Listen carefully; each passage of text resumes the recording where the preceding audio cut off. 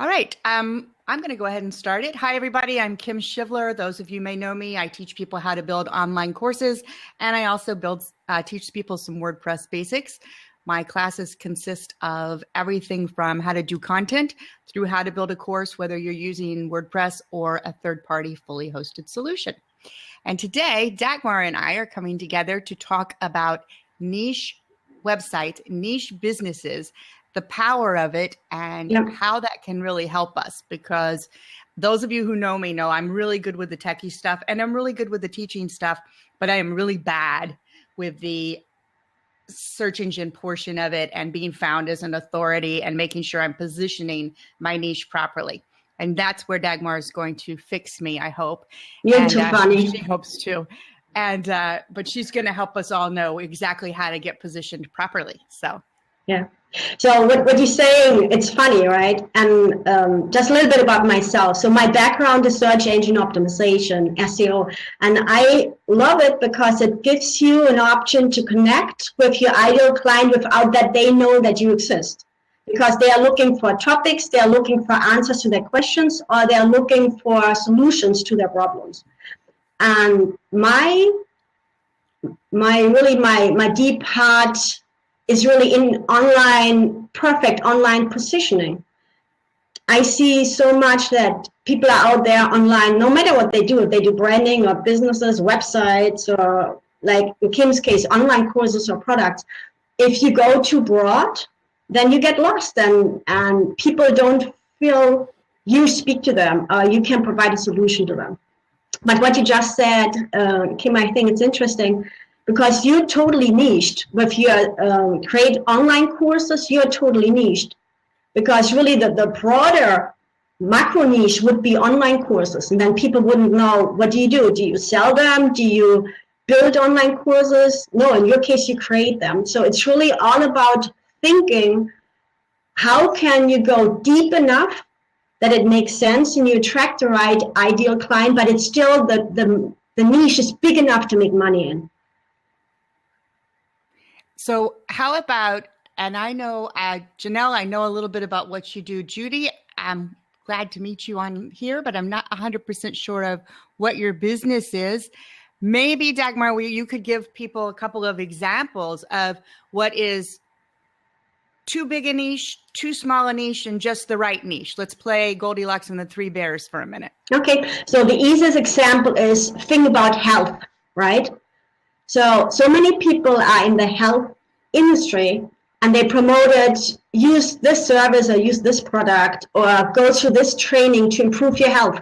But it's too generic, like improving your health. Like you and I, we have migraines. Then other people, perhaps, they have totally different issues. I would not feel attracted at all if somebody would tell me, oh, let me help you to improve your health. I think, I don't care. If somebody would say, I really have a great meditation training, or I really have a great system created just for people who have migraines a lot.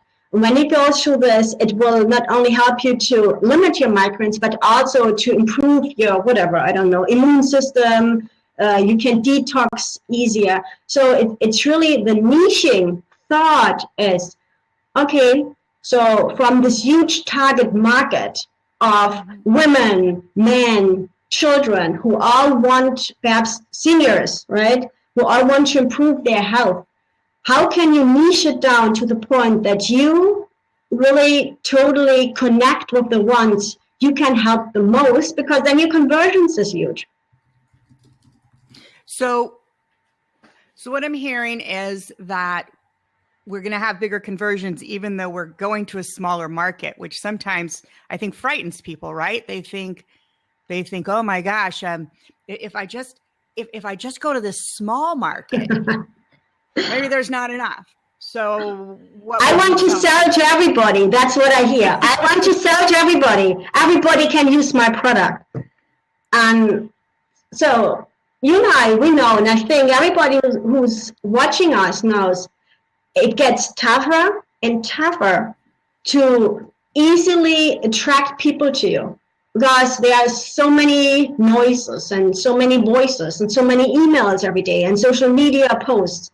And if people don't read these kind of, it's a keyword, but a keyword combined with a trigger word, right? If people don't read that, for example, there's something about to heal your migraines. I don't care if there's somebody wants to improve my health. I don't have time to improve my health. I'm working, I'm busy, I'm entertaining my kids. So improving my health is not my first priority. If they have something to help me with my migraines, absolutely, because that's my pain point. So niching works very well if you know your ideal client's pain point and really go into this pain point. And coming back to your question, right? From a niching perspective, the ideal niche for you is that fits to what you want to build or want to sell, right? If there's a niche with 100 people and 100 people per month looking for exactly what you have to offer, and you have a product you promote or a service you promote, and it's like, whatever, $3,000 or $5,000, and you get 10% of your niche, you get 10 people every month who buy this. Sounds like a good number, but if you have a product like $15 or $30, then getting 10 people a month is not big enough. So then you need to go and have at least 1,000, 5,000, 10,000 to really make money, good money on an ongoing base for the effort you put in. Okay. So one thing, something I really should have started with when we started talking, to back up just a little, because everyone throws the word niche or niche, however you want to say it, around all the time. And we assume, I think, that everyone knows what we're talking about here. And what you're really talking about when you say your niche is really your perfect target market, right? Yeah, that's what your niche is. It's just another word. So let's use the example again, right, with the health industry. So everybody who works in the health industry has this target market. So the target market is every human being or every animal, right? Health industry. Everybody who has a need to improve any type of health. So this is a target market. So now the niche market you approach is depending on your niche. So if your niche is pregnant women, first-time pregnant women who struggle with weight gain, who struggle with depression, who struggle with something that's totally new to them and they're not familiar and it scares them, right? And they're creating fears.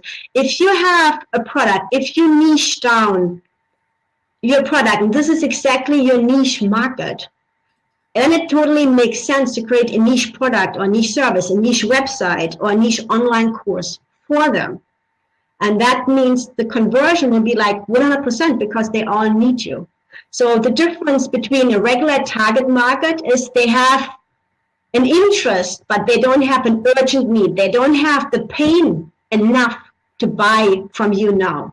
Where the niche market, they have pain and they're already looking for you. No matter if you offer an online course, if you offer a physical product, a tangible e-product, or if you create a whole website around this niche market. Okay. I really like that because I think you're digging down into something I don't hear people do very often. It's just, they throw out the word niche. They think we all know it. People just think of it, again, target market, but I like yours that it is your perfect target market that already has the pain point that you are addressing. So you need to know their pain point, right? And then you need to, so I loved so pregnant women, huge niche. Yeah. First time. For the first time becomes a sub of that. Pregnant women for the first time who are suffering from depression is actually happens to be a huge issue. So that is who you're actually targeting and could be very beneficial. So I think that that's really helpful for people to break it down.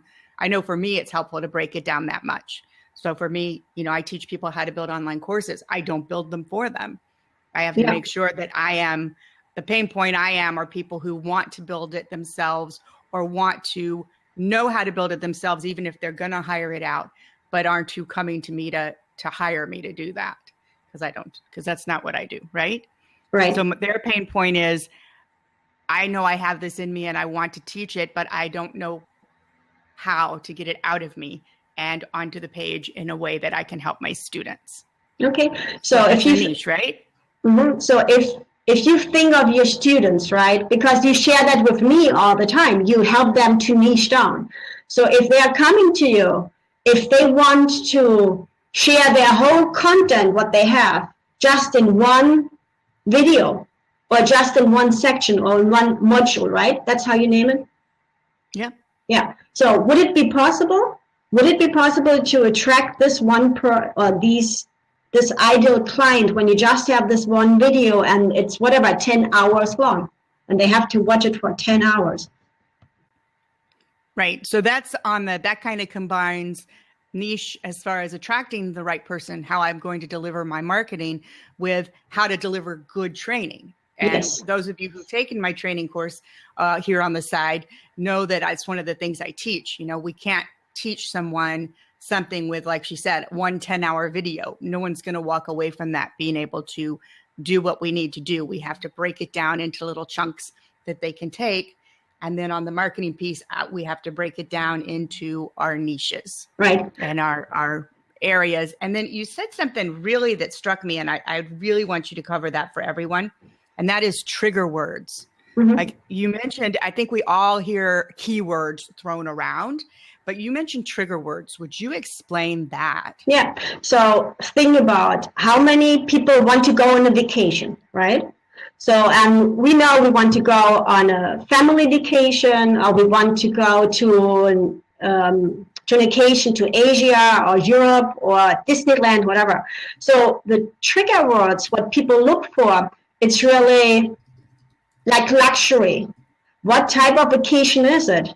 If you promote an online course, or if you have a website, or if you have a branding, but it's not for low end, right? For a low end clientele, it's for a high end clientele, then this is your trigger word, high end, luxury. So you need to make sure from the beginning, when you promote it, when you do social media posts, right? When you use your hashtags, when you think of your online course, the satisfaction rate of somebody taking your online course, right, Kimmy? You want that they feel they can create the right one for their target market. So if their target market is cheap, low end, and they're not looking really for strategies, they're not looking for a blueprint, they're just looking for simple tips, you would totally price your online course differently, and you would approach it and you would promote it in a totally different to a totally different target market as when you have a high-end online course, where you really will really share in-depth knowledge and content and expertise and case studies. You would put a totally different effort in that and have a totally different price point. Okay, I like that. I don't know about the rest of you, I think trigger words really helps me understand as I move forward. And I love the analogy of vacations, like luxury versus, you know, because those of you who know me, do not be trying to sell me a camping trip vacation. I am not that kind of girl. So if I got to what I thought was your resort and it was a bunch of tents, we're going to have a problem. So I really like that. The use of a trigger word really defines who are we going after on the levels for a lot of senses. So is it a high end? Is it do it yourself versus, right? So like my target audience, a lot of them are do it yourselfers, not people wanting to hire me as the woman who does everything for them. Right. So your trigger word is do it yourself, DIY. So like your hashtag needs to be DIY. When you promote it in social media, it always needs to be part of it, because if not, people think you build it for them, or people think you are a web developer, right? Which you are. But like, whatever your main focus is, you still will attract everybody else. Right. So yeah. Give me just a second I just see some comments and I would like to answer them. Okay. And also, people, if you have any specific questions, if you'll use the /Q in the chat, it will pop it up for us so we can see that you have a specific question that you'd like Dagmar to answer. Yeah. So Gatsby, you shared that target market has a need, a niche market has a pain point. The beauty of a niche market is they have a pain point and they're willing to pay for a relief. Where the target market, they has a need, but the need could be they don't have it today, right? So it's the same. Perhaps I have. I don't, but like, let's assume I have tooth issues, right? I have tooth pain, whatever, but it's not so bad. So I could live with it for a few days or a week. Will I go to the dentist immediately? I don't.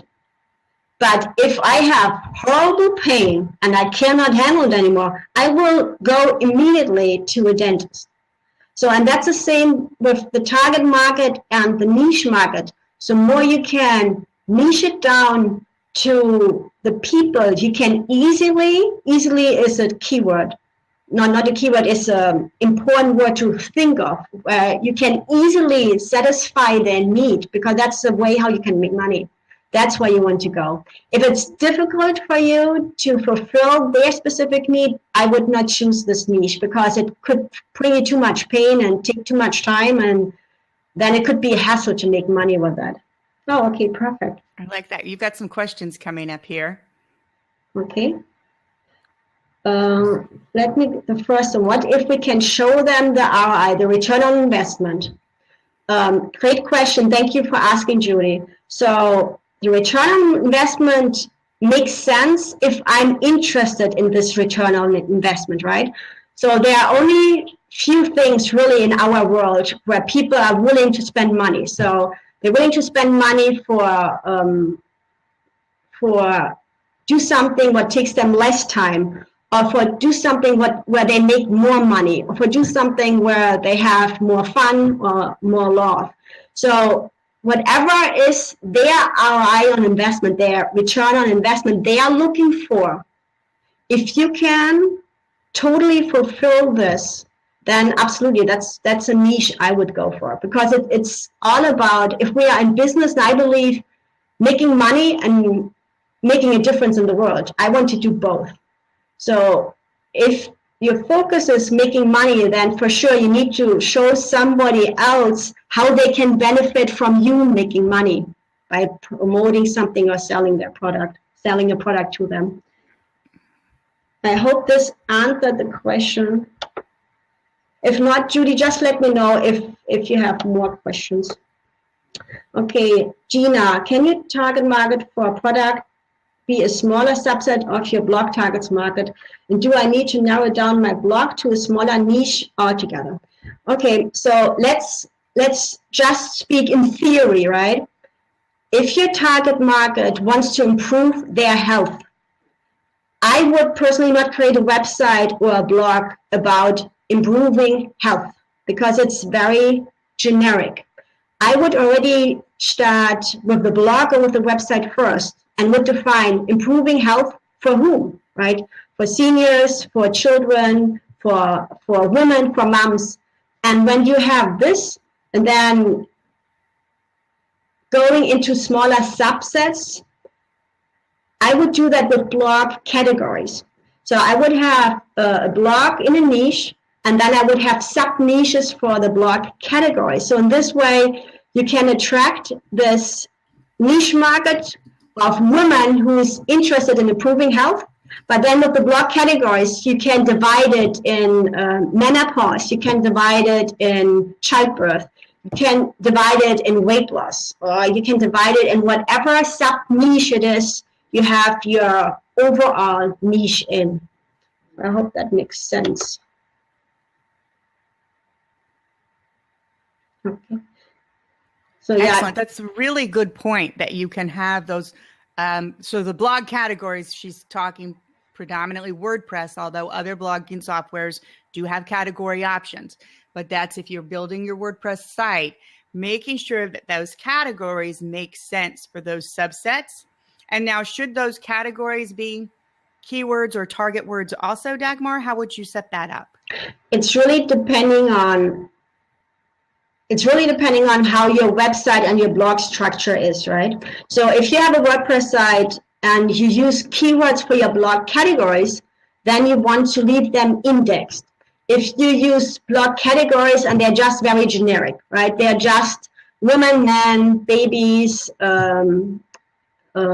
medicine, natural remedies, things like that, and they're not really keywords, I would not index them, because then you really want to fully focus on getting your blog posts ranked and being number one. So it's all how your website structure is and where your goals are, where do you want to be recognized for, where you want to have your highest ranked pages or posts, where you want to position yourself in. So that's really the main thought I would have when I set up a website structure or a blog structure. Just want to say one more thing, what you just said, Kim, all right? So if you have this website with improved women's health, and then you have all the blog categories. So now it makes it so much easier to create your online training if you want to have online training, because your online training could be about improving women's health. And then your different modules, right, Kim? Mm-hmm. Your different modules. Yes? Modules or lessons, either way. Your different lessons could be about the different sections, right? If this would be something you want to approach. So it's really all about, for me, niching is structuring my target market, structuring their needs, structuring their pain points, so that I can help them the best, make a difference in their life, and make easily money with my services and products, because the conversion is so much higher. Excellent. Thank you. We had a question. Janelle's learning how to use our question, so it's not popping up here. But it was something, as you said it, I was going to come right back around to it. And that was, what does it mean to index something? Okay, so let me think about it. So imagine the internet as a huge amount of roads and highways, right? So, and all the search engines, they have like little software programs. And in my language, we say spiders over boats, BOTS, right? And they're driving with the cars everywhere. And wherever they find an exit, they will take the exit. And then they will follow the exit and go to their end destination. So our websites, our blogs are their end destinations. If your website is structured right and is accessible for the spiders, then they come in, they look through all the content you have, and they will kind of take a copy of this content, which in my language is indexing, right? They will take a copy of this content, put it back in their car, drive back to the main quarters, and put it in their big archives. And that's what we want. That's the first step. You want that all your content is indexed. So now coming back to the reason for that, some blog categories, if they are very generic, I don't want to have them indexed. If they just have the name Spain, or if they just have the name, let me think, women, like you will never rank for women. So more specific you name your blog categories, so more sense it makes to index them. But this is really, it's a concept. What do you want to be ranked for? Do you want to be ranked for your blog categories first, or do you want to be ranked for your blog post? If you have only one category and you have 5 blog posts, then I would index the blog category. If you have 15 blog categories, because you have one post with 15 category tags, then I would not index the blog categories first, because they will take away the power from the one blog post you have created. So it's really all, what do you want to push? What do you want to have the most impact with? So I just want to, before we move on to Gina's question, we've got a good question. I just want to wrap around that one quickly again. Mm-hmm. So when she's talking about indexing, that's what, if you think about getting found in Google, Google is indexing your site. And so what we have to think about, and I think, Dagmar, this brings up, I think we should have a future lesson together on the importance of site structure. Mm-hmm. And how you might want to structure your site so that you are found for what you want to be found on. One time, a long time ago, when Dagmar and I were first working together, and I still, as I tell everyone, I am her worst client. I understand. But she looks at me and she's like, you're indexed for this guy's domain registration. Why aren't you indexed for that? Because I hadn't paid attention. And the one thing I wrote about was some third-party domain registration. So indexing is all about being found online. And if you have something in your site that you don't want indexed, either you're not going to be found for it, like she said, you're too big like women, or it's something that it's just, I was trying to help my students find a place, but that's not what I want to be known for. We can actually go into our WordPress post using our Yoast SEO plugin and set no index. So that's how you would get to kind of starting to do what she was talking about right there. So I just wanted to make sure we clarified that for everybody. Thank you. And also, like, if we just talk about it, you don't want to have your contact us page indexed. So you want to really have only the pages and blog posts indexed, which bring you authority and recognition and ranking results. So you really, it's important that you think of what's your goal and what you want to accomplish with your website or on your online presence online. Excellent. Thank you so much. Now let's jump over to Gina's question. Okay. How do I find my readers' pain points? Great question, Gina. There are different ways how you can find them. So one question for sure, one thing is you can do online and offline, right? You can offline ask your existing clients what pain points they had as they came to you originally. If you don't have clients yet, then you can go online to forums, right? Like forums about women's health. And you can see what people post there and what questions people ask there. So that we can use as pain points. If you already have a social media online presence, right, in Facebook or Twitter, you can create, and Kim, correct me if I say it wrong, a poll, P-O-L-L? A poll, yes. A poll. So you can create a poll and ask them what they are struggling the most with now before the holidays, right? Or what hinders them to live a fulfilled life. So it's a lot about you ask them what their pain points are, or you go where they already post their questions and you evaluate it for you if your service, product, or online course or branding can fulfill their pain with a solution. Excellent. Very good point. And it's Kim Garst just had, who those of you know, Kim Garst is a social media person who does a lot of Facebook stuff. She's really good. She just did a post on using your Facebook page to ask your followers what their pain points are and what they want next. Because one thing I teach when I teach the How to Build Online courses is it's all about interaction with our readers, with our customers, and really using that. And Janelle, you pointed out that Twitter does have polls now. The challenge with the Twitter polls is there used to be 2 questions. Now there are 4 questions. So if you can fit everything you want into 4 questions, it might be an okay to go place to go out. But on a Facebook page or on your main site, you could actually do something with a little bit more information. And then my favorite thing, whenever I do a poll, is not just to have the questions, what they like, multiple choice, but to always have one of those fill in the blank places where they can tell me more. Tell me more about how I can be of further help to you, because they may come up with something I hadn't even thought of to start putting into the poll. And then I know where I can go next to fit that or fill that, relieve that pain point, I should say, not fill it. Yeah. And just as a thought, right? Create pain points, create product options or create product opportunities. So you really want to think, when you think about niching, right?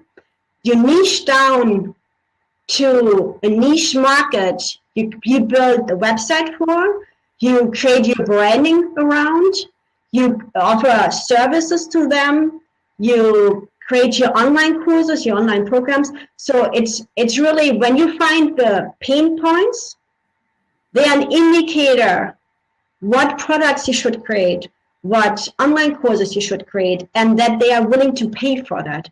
Whereas somebody just comes to you and has a question, or they just have an interest, or they're not sure if they want to do it. So pain points are great indicators for the willingness of people paying you for a relief. Right. That's a good point. If we are in business for this, we are probably creating something, or we're going to take that pain point and create a product, whether it's virtual or physical, that we want them to purchase. So, that may be where pre-sales could be a good possibility for you based on what you come out of with your surveys on pain points, particularly if it's a virtual product, is possibly then going forward and delivering something small with the option of pre-selling something larger to really see how interested are these folks? Are they going to buy my How to Build an Online Course class, or did they just like listening to me talk about it for free? Right. And then the other thing is what I think makes total sense when your branding is around your niche market and their pain, right? So let's assume you're a health coach and you want to create an online course about how to improve women's health with all the different lessons in it. Should your branding be related to that? Should your branding fit to what you want to promote? Absolutely, right? You don't want to introduce yourself as I'm a health coach. So at least you want to say I'm a health coach for women who have blah, blah, blah, and then you name the pain points. If you're a health coach for women who deal with migraines and stress and overwhelmingness, right? So when you share this, people will feel immediately attracted to you if they're dealing with this. And then when they say, so what do you do? And then you say, I have this great program. I have this great training, which will help you. So it's so much easier to convert and so much easier to attract as when you say, I'm a health coach. And they say, oh, okay, interesting. And then they move on. Right. Very good point. Excellent. We've gone a little over a half an hour, so I would like to see if anybody else has more questions before we start wrapping up. And those of you who I'm hoping you've enjoyed this, Dagmar and I are going to be doing this weekly, at least a weekly series. We're not sure how long it's going to be, but we're doing a weekly series. And definitely after today, I think we need to make sure we talk about site structure and how they can do that, and any other topics. From a poll standpoint, we'll be polling you if there are other topics you'd like to see us bring to this each week.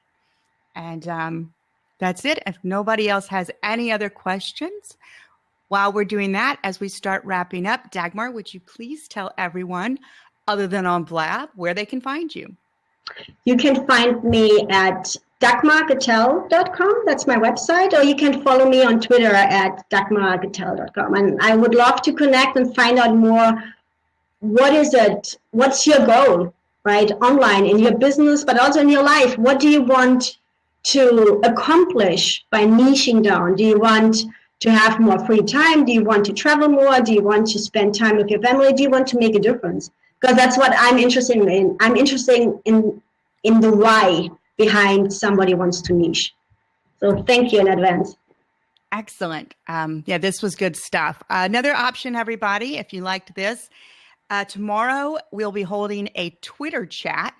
You should be able to see it on the side over there where it says, Will It Niche? And it's going to be a hashtag niche chat. If you haven't been on a Twitter chat before, jump in. It's a lot of fun. Which chat do you use for that? I either use Tweet Chat or T Chat. Which do you use, Dagmar? We need to use T Chat. The Tweet Chat is not working. Okay. Well, it's day to day on whether or not it works. I've noticed. Yes. So tchat.io is one you can try, or if it has a problem, you can try Tweet Chat. And what these do is they actually take you and allow you to interact where you just see the chat, because basically all a Twitter chat is a bunch of tweets that are happening based around that one hashtag. So if you want to just see that hashtag, if you use something like tchat.io, you can actually go there, put in that hashtag. Anytime you tweet, it will automatically add the hashtag, and it will allow you to see everything that's coming in to that hashtag. So it's an interesting way to use Twitter. We've just started doing it recently, but I think we're having a little too much fun with it. Oh, it's a great opportunity. Like whenever I participate in a tweet chat, I get at least 20, 30 new followers, and then connecting with them afterwards, really, like it's a great way to engage, and it's a great way to find collaborations and to find others interested in what you want to accomplish with your business. Absolutely. And Janelle, I know a little bit more about your business. So as you're ramping that up, I think some Twitter chats and definitely some blabs might be great things for your business. Gina, I was so happy you joined us today. I hope to learn more about your business and see if, just like with Janelle, these might be some great ways for you to build some followers, etc. And I hope you're following us, because we'll be posting our next blab for next week here in the next day or so. And as Dagmar said, you can find her at dagmargattel.com. You can find me at howtobuildanonlinecourse.com or whiteglovewebtraining.com. And of course, our Twitter and blab handles are there at Dagmar Gattel and at Kim Schivler. Thank you so much, everybody. We loved having you here today, and we hope to see you next week when we do this again. Yeah, and don't forget to subscribe to our blog so you get automated updates about upcoming shows. Absolutely. Great. Thanks, everybody. Bye. Thank you. Bye.